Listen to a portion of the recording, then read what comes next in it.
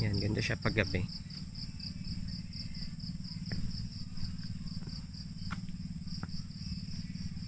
Ayun, natulog na yung isa, oh.